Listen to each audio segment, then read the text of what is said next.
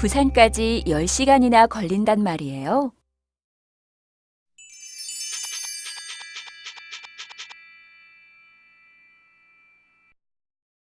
안녕하세요, 여러분. 만나서 반갑습니다.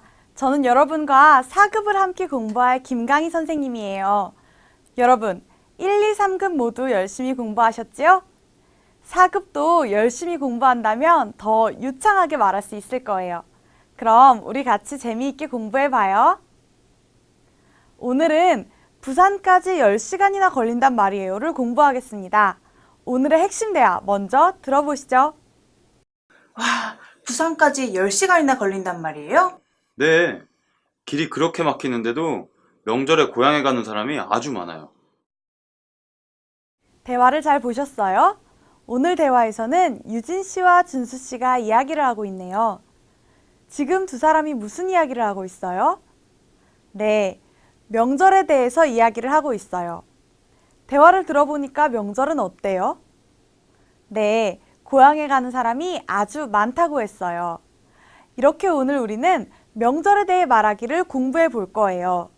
문법으로는 단 말이에요와 은대도를 연습하고 친척 관련 어휘와 명절 인사 표현을 배우겠습니다. 그럼 먼저 대화를 들어볼까요?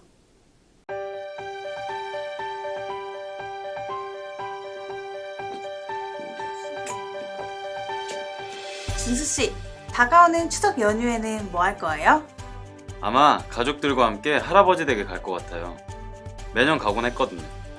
아, 그래요? 할아버지 댁이 어디인데요? 부산이에요.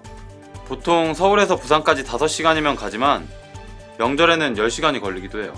와, 부산까지 10시간이나 걸린단 말이에요? 네, 길이 그렇게 막히는데도 명절에 고향에 가는 사람이 아주 많아요.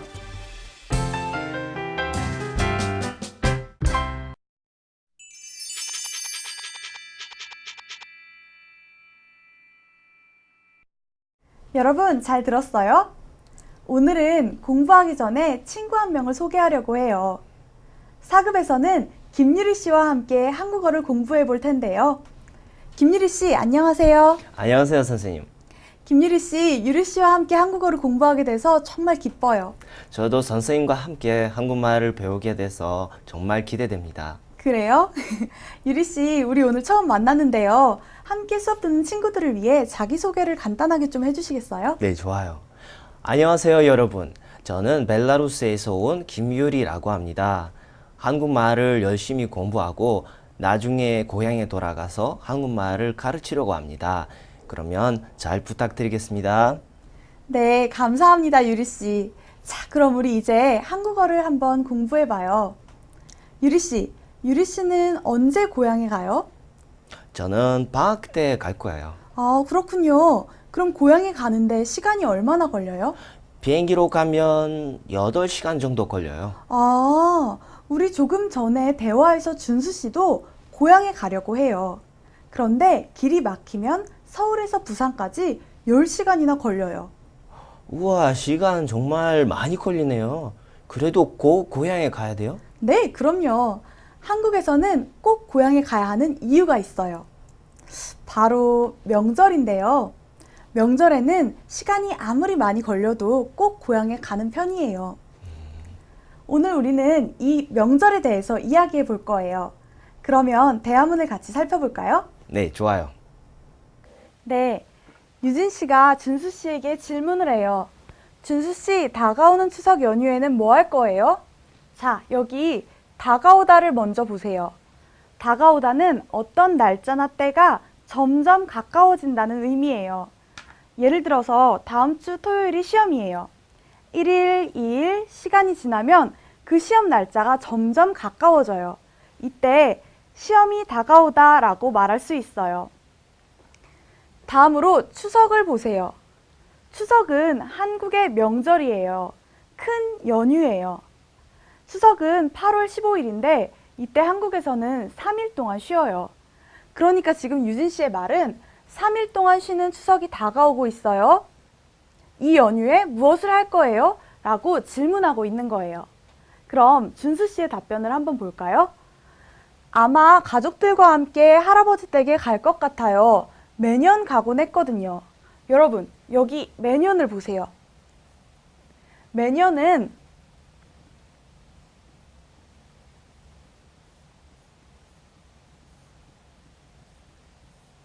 매년은 해마다와 같은 뜻이에요. 준수 씨가 매년 가곤 했거든요 라고 말했죠? 이 말은 그러니까 이런 뜻이에요. 2년 전에 준수 씨가 할아버지 댁에 갔어요. 작년에도 할아버지 댁에 갔어요. 그리고 올해도 할아버지 댁에 갈 거예요. 해마다 매년 할아버지 댁에 가요. 이 뜻이에요. 그러자 유진 씨가 다시 질문을 합니다. 아, 그래요? 할아버지 댁이 어디인데요? 준수 씨의 대답을 보세요. 부산이에요. 보통 5시간이면 가지만 명절에는 10시간이 걸리기도 해요. 여러분, 명절을 볼게요. 선생님이 아까 추석이 한국의 명절이라고 했죠? 1월 1일인 설날도 한국의 명절이에요. 이런 명절에는 특별한 전통 음식을 먹고 한복을 입고 고향에서 가족들과 즐거운 시간을 보내요. 자, 그러면 준수 씨의 말을 다시 한번 생각해 봅시다. 준수 씨는 지금 서울에 살아요. 서울에서 부산까지 차로 운전해서 5시간이면 가요. 하지만 명절에는 모든 사람이 고향에 가기 때문에 길이 많이 막혀요. 그래서 서울에서 부산까지 10시간이 걸리기도 해요. 자, 서울에서 부산까지 10시간이 걸려요. 정말 많이 걸리죠? 그래서 유진 씨가 지금 놀랐어요. 와, 부산까지 10시간이나 걸린단 말이에요? 준수 씨의 대답을 봅시다. 네, 길이 그렇게 막히는데도 명절에 고향에 가는 사람이 아주 많아요. 여러분 생각에 길이 막히면 힘이 드니까 안 갈 것 같지요? 그런데 길이 막히는데도 명절에 고향에 가는 사람이 아주 많아요. 이렇게 한국 사람들은 명절을 중요하게 생각해요. 자, 여러분, 이제 대화문 내용을 다 알겠죠? 그럼 이제 역할을 나눠서 대화를 한번 읽어볼까요? 제가 유진을, 유리 씨가 준수를 맡아주세요. 네. 준수 씨, 다가오는 추석 연휴에는 뭐 할 거예요? 아마 가족들과 함께 할아버지 댁에 갈 것 같아요. 매년 가곤 했거든요. 아, 그래요? 할아버지 댁이 어디인데요? 부산이에요. 보통 서울에서 부산까지 5시간이면 가지만 명절에는 10시간이 걸리기도 해요. 와, 부산까지 10시간이나 걸린단 말이에요? 네, 길이 그렇게 막히는데도 명절에 고향에 가는 사람이 아주 많아요. 유리 씨, 정말 잘 읽었어요. 감사합니다, 선생님. 유리 씨, 이렇게 대화문을 다시 한번 읽어보니까 어때요? 한국 사람들이 명절을 되게 중요하게 생각하는 것 같아요. 길이 많이 막히지만 고향에 가는 사람들이 많은 것을 보면 그런 것 같아요. 맞아요. 이렇게 명절에 가족들이 함께 모여서 시간을 보내면 정말 좋을 거예요. 그럼 우리 대화를 다시 한번 볼까요? 좋아요.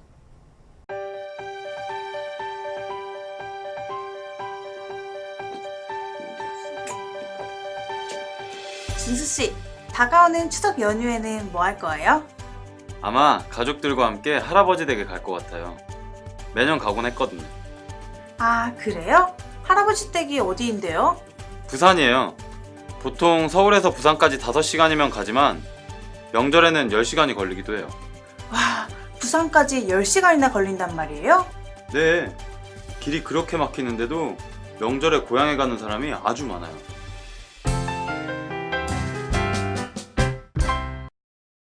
자, 유리 씨, 이제 대화 내용을 잘 이해했죠? 네, 이제 이해가 잘 돼요. 네, 좋아요. 그럼 이제 문제를 풀면서 대화 내용을 확인해 봅시다. 다음 질문에 대답해 보세요. 준수 씨는 추석 연휴에 무엇을 할 거예요? 집에서 쉴 거예요. 할아버지 댁에 갈 거예요. 도서관에서 공부할 거예요. 답이 뭐예요?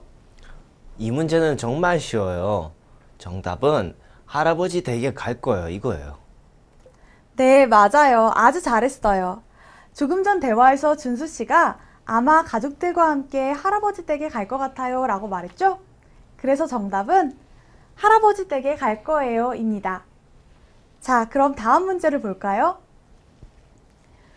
명절에는 부산까지 시간이 얼마나 걸려요? 1시간, 5시간, 10시간. 답이 뭘까요?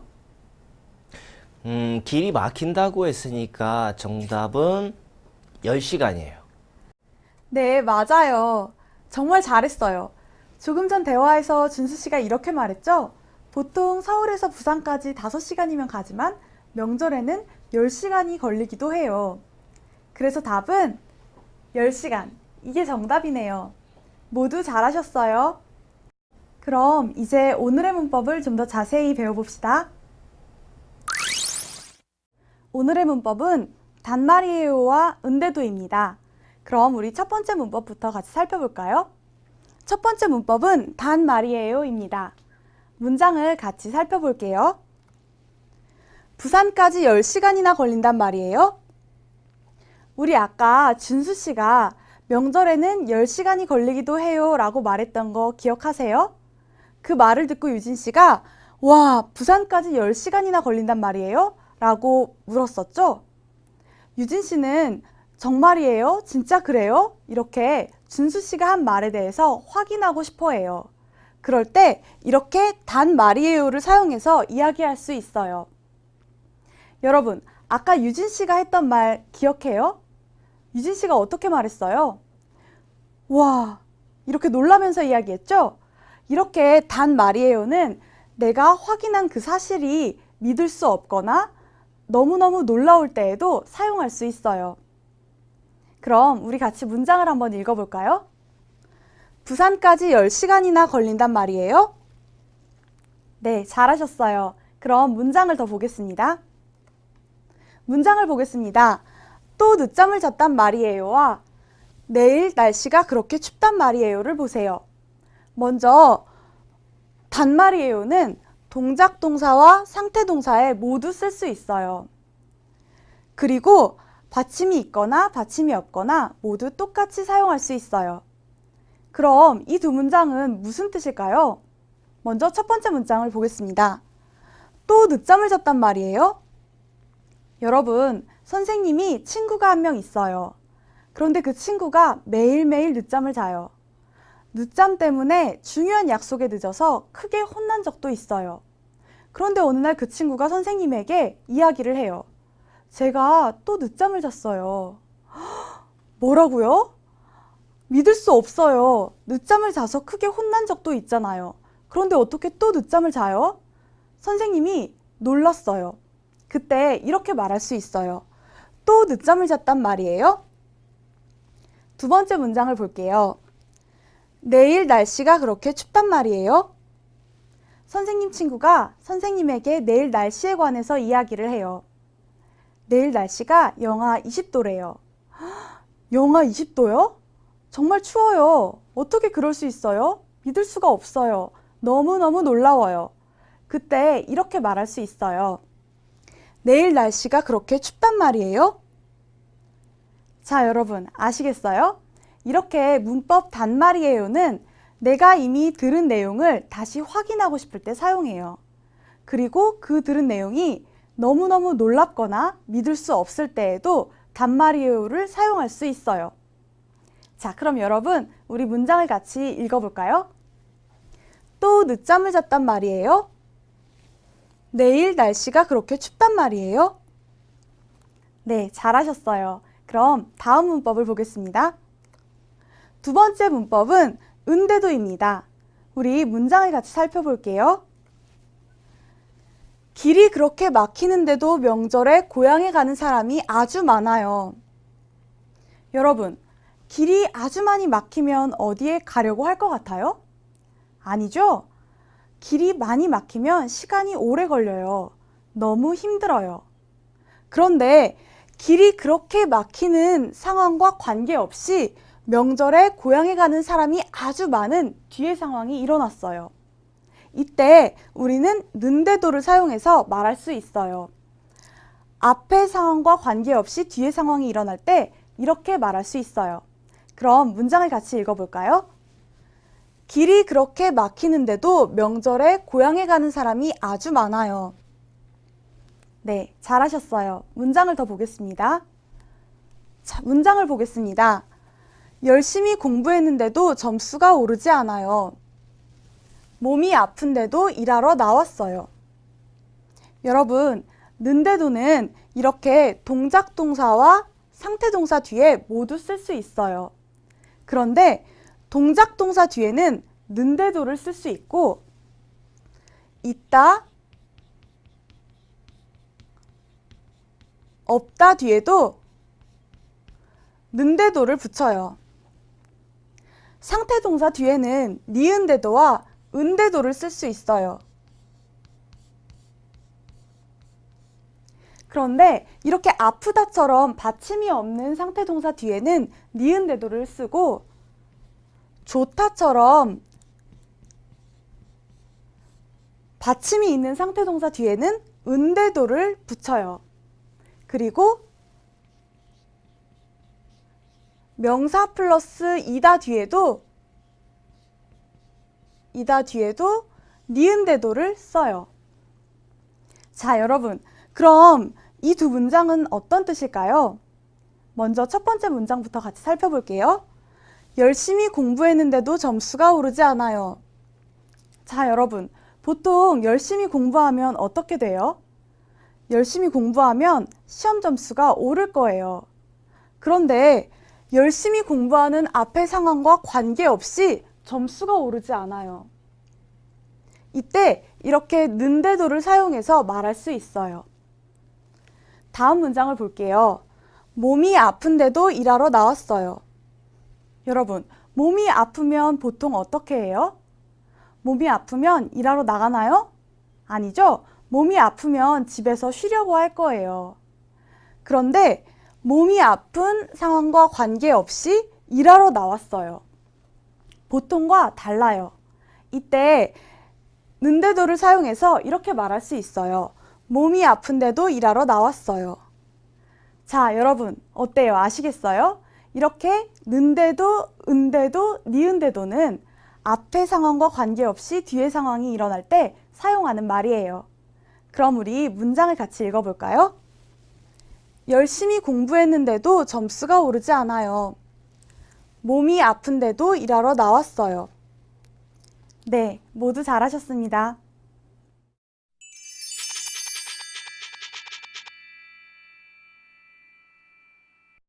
지금까지 앞에서 문법 단말이에요와 은대도를 배웠어요. 그리고 대화문도 자세히 살펴봤고요. 그렇죠. 그럼 우리 지금까지 배운 문법으로 말하기 연습을 한번 해볼까요? 어때요, 유리 씨? 준비됐어요? 네, 좋아요.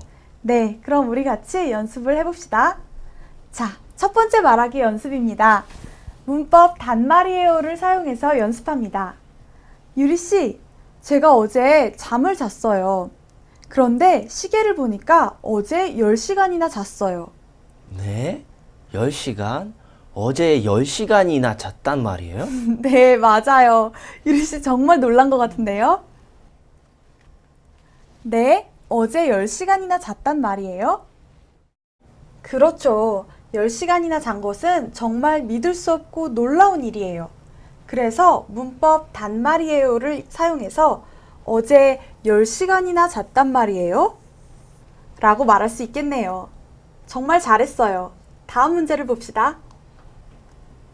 선생님이 우리 대화문에 나오는 유진 씨를 직접 봤어요. 와, 유진 씨가 배우처럼 정말 예뻐요. 진짜요? 유진 씨가 그렇게 예쁘단 말이에요? 네, 맞아요. 진짜요? 유진 씨가 그렇게 예쁘단 말이에요? 여러분, 여기에 정답과 같이 그렇게를 쓰면 예쁘단 말을 강조할 수 있어요. 유진 씨가 배우처럼 예쁘다는 말을 듣고 진짜요? 라고 놀랐어요. 그래서 유진 씨가 그렇게 예쁘단 말이에요? 라고 말할 수 있겠네요. 진짜요? 유진 씨가 그렇게 예쁘단 말이에요? 네, 아주 잘했어요. 다음 연습도 계속 해볼까요? 이제는 은대도를 사용해서 말해보세요. 유리 씨, 피곤해 보여요. 어제 잠을 못 잤어요? 아니요. 어제 잠을 많이 자는데도 이상하게 몸이 피곤해요. 네, 잘했어요. 아니요. 어제 잠을 많이 잤는데도 이상하게 몸이 피곤해요. 어제 잠을 많이 잤으면 피곤하지 않아야 할 거예요. 하지만 그렇지 않았어요. 잠을 많이 잔 일과 관계없이 몸이 피곤해요. 그러니까 이때 문법 은대도를 사용할 수 있겠네요. 어제 잠을 많이 잤는데도 이상하게 몸이 피곤해요. 잘하셨어요. 그럼 계속해서 연습해봐요. 유리 씨와 선생님이 같이 농구장에 갔어요. 농구장에서 키가 작은 농구 선수를 봤어요. 유리 씨, 저 농구 선수는 팀에서 키가 제일 작지요? 네, 팀에서 키가 제일 작은데도 농구는 가장 잘해요. 네, 잘했어요. 팀에서 키가 제일 작은데도 농구는 가장 잘해요. 보통 농구 선수는 키가 크지요? 우리 생각에 키가 작으면 농구를 잘 못할 것 같아요. 하지만 이 농구 선수는 키가 제일 작은 것과 관계없이 농구를 가장 잘해요. 그러니까 이때 문법 은대도를 사용할 수 있어요. 팀에서 키가 제일 작은데도 농구는 가장 잘해요. 지금까지 말하기 연습을 아주 잘하셨어요. 이제는 듣기 연습을 한번 해봅시다. 1번 문제는 잘 듣고 빈칸에 들어갈 말을 고르는 문제입니다. 한번 들려줍니다. 잘 들어보세요. 다가오는 추석 연휴에는 뭐 하고 싶어요? 정답이 뭐예요? 보기 3번 추석이에요. 네, 맞아요. 추석이 정답이죠? 그럼 한 번 더 들어볼게요. 다가오는 추석 연휴에는 뭐 하고 싶어요? 잘하셨어요. 그럼 다음 문제를 볼게요. 이번 문제는 문장을 잘 듣고 의미가 같은 것을 고르는 문제입니다. 두 번 들려줄게요. 비가 오는데도 소풍을 갈 거라고 해요. 비가 오는데도 소풍을 갈 거라고 해요. 정답이 뭐예요? 저는 1번. 비가 와도 소풍을 갈 거라고 해요가 정답인 것 같아요. 네, 맞아요. 아주 잘했어요. 문법 는데도를 사용해서 비가 오는데도 소풍을 갈 거라고 해요 라고 말했지요? 비가 오는 것과 관계없이 소풍을 갈 거예요. 그래서 답은 1번. 비가 와도 소풍을 갈 거라고 해요. 이게 정답이네요. 다시 한번 들어볼까요? 비가 오는데도 소풍을 갈 거라고 해요. 잘하셨어요. 다음 문제를 듣겠습니다. 자, 3번은 대화를 잘 듣고 내용과 일치하는 것을 고르는 문제입니다. 두 번 들려줄게요. 회의 시간에 1시간이나 늦었단 말이에요. 네. 그래서 부장님께서 화를 내셨어요. 휴, 다음부터는 서둘러야겠어요. 다시 한번 들어보세요. 회의 시간에 1시간이나 늦었단 말이에요. 네. 그래서 부장님께서 화를 내셨어요. 휴, 다음부터는 서둘러야겠어요. 내용과 같은 것, 정답이 뭐예요? 잘 모르겠어요. 여자의 말을 다시 한번 잘 생각해 보세요. 회의 시간에 1시간이나 늦었다고 했으니까 답이 2번이에요? 아니에요. 여자의 말을 다시 한번 생각해 보세요. 여자가 회의 시간에 1시간이나 늦었단 말이에요? 라고 말했죠? 우리 앞에서 단말이에요는 이미 들은 사실에 대해서 사용한다고 했어요. 그리고 그 들은 내용이 너무너무 놀라울 때 쓴다고 했었죠? 그래서 정답은 3번. 여자는 남자가 회의에 늦은 것이 놀랍다. 이렇게 해야겠네요. 우리 다시 한번 들어볼까요? 회의 시간에 1시간이나 늦었단 말이에요. 네. 그래서 부장님께서 화를 내셨어요. 휴, 다음부터는 서둘러야겠어요. 보기 1번. 여자는 부장님께 화를 냈다. 화를 낸 사람은 부장님이에요. 부장님이 남자에게 화를 내셨어요. 그래서 틀렸어요. 보기 2번. 여자는 회의 시간을 몰랐다 라는 말은 듣기 내용에 없어요. 그래서 이것도 틀렸어요. 정답은 3번입니다. 자, 그럼 다음 문제를 듣겠습니다. 자, 4번 문제입니다. 남자의 말에 이어질 여자의 말로 알맞은 것을 고르세요. 설 연휴가 짧은데도 고향에 가실 거예요? 네. 오랜만에 고향 친구들도 만나고 부모님께 용돈도 드리려고요. 혜진 씨도 고향에 내려가요? 다시 한번 들어보세요. 설 연휴가 짧은데도 고향에 가실 거예요? 네. 오랜만에 고향 친구들도 만나고 부모님께 용돈도 드리려고요. 혜진 씨도 고향에 내려가요? 남자의 말에 이어질 여자의 말은 뭐예요? 남자의 마지막 말을 잘 생각해 보세요. 남자가 마지막에 고향에 내려가요 라고 했어요. 그러면 정답은 뭘까요? 제 생각에 정답은 1번인 것 같아요. 맞아요. 아주 잘했어요. 남자가 여자에게 혜진 씨도 고향에 내려가요? 라고 했어요. 우리 보기를 한번 보세요. 모두 아니요 라고 되어 있죠? 그러니까 정답은 아니요, 고향에 내려가지 않아요. 저는 집에서 쉬려고요.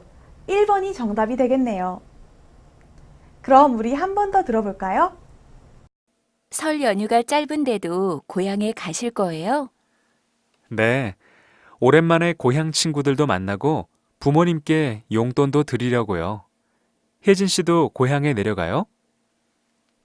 모두 열심히 잘하고 있어요. 이제는 어휘와 표현으로 한번 넘어가 볼까요?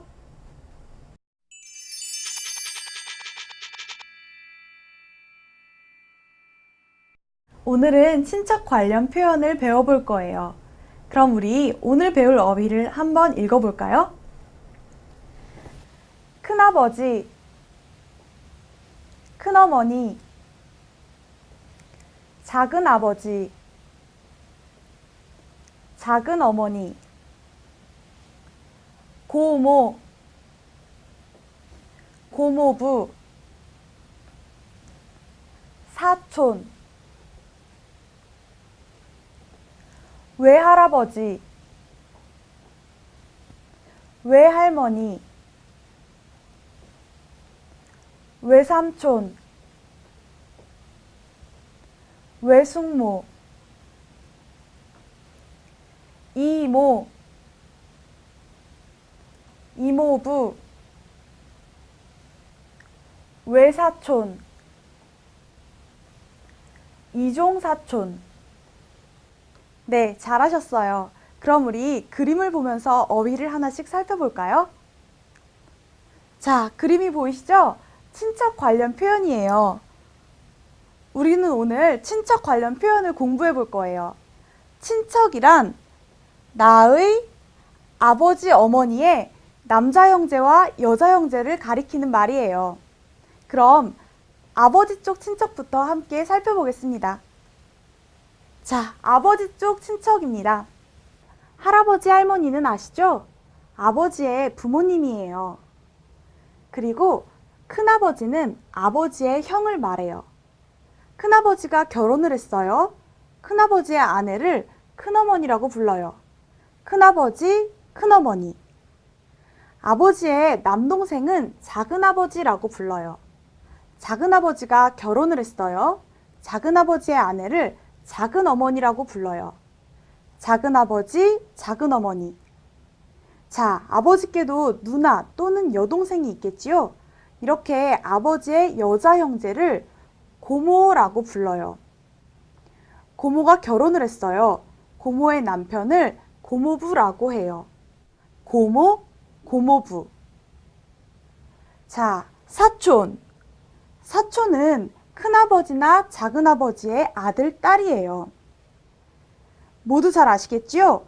그럼 이제 어머니 쪽의 친척을 살펴봅시다.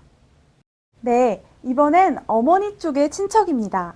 아까 아버지의 부모님을 할머니, 할아버지라고 했던 거 기억하시죠?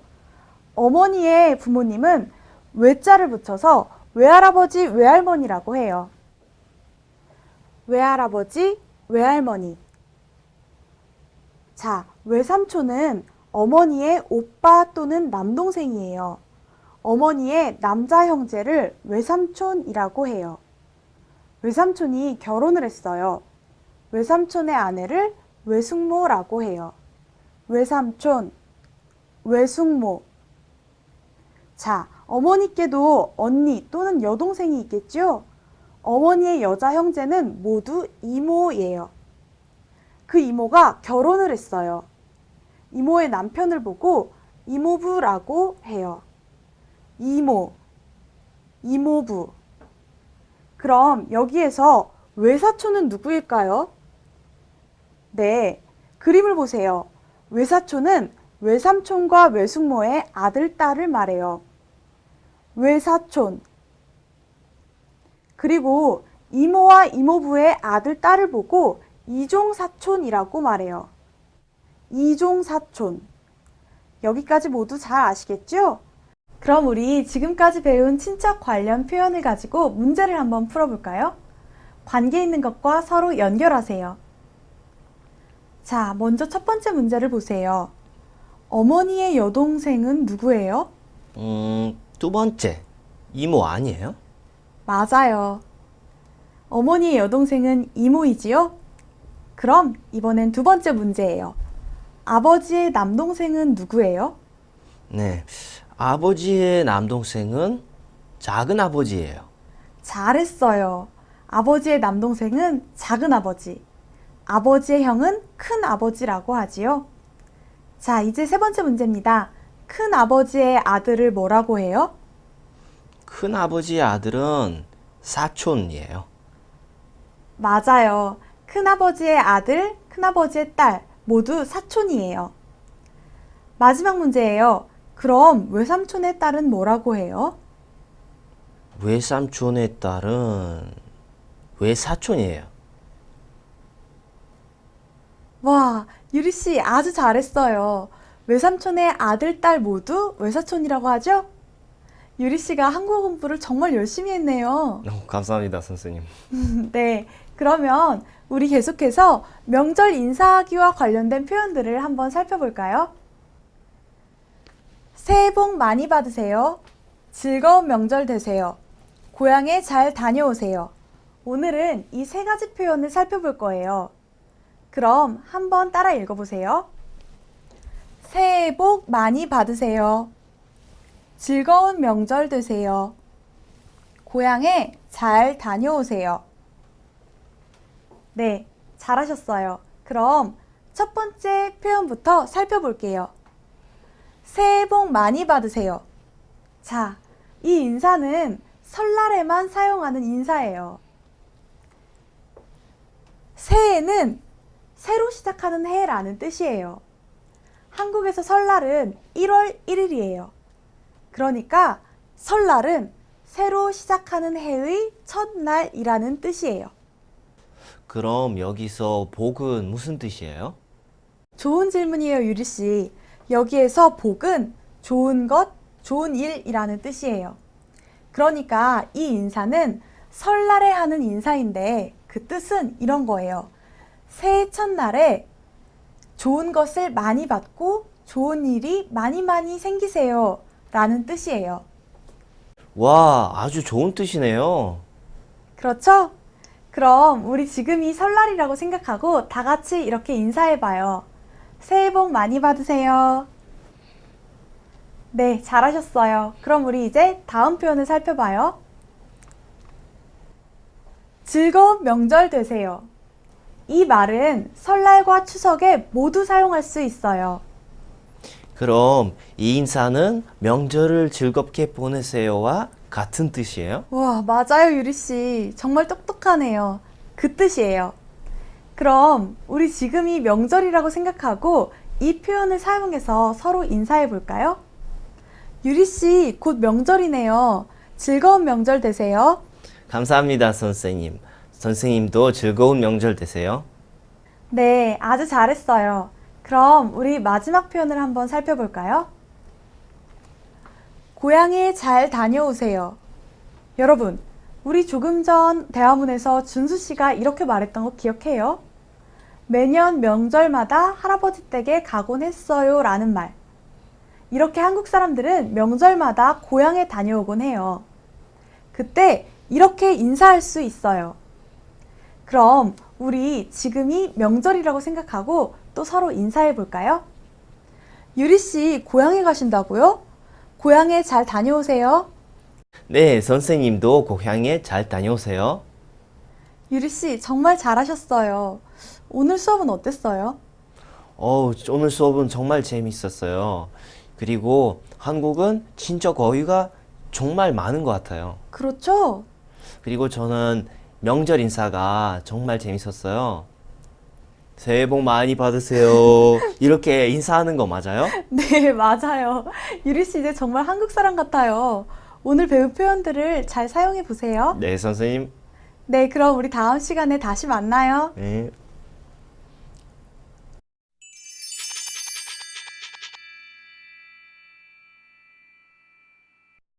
자, 여러분, 오늘 수업 재미있었나요? 오늘은 문법 단말이에요와 은대도를 사용해서 명절에 대해서 말하는 것을 공부했어요. 그리고 한국어의 친척 관련 어휘와 명절 인사 표현도 같이 공부했어요. 이제 여러분은 한국어로 좀 더 쉽게 명절에 대해 말할 수 있겠지요? 자, 그럼 우리 다음 시간에 또 만나요.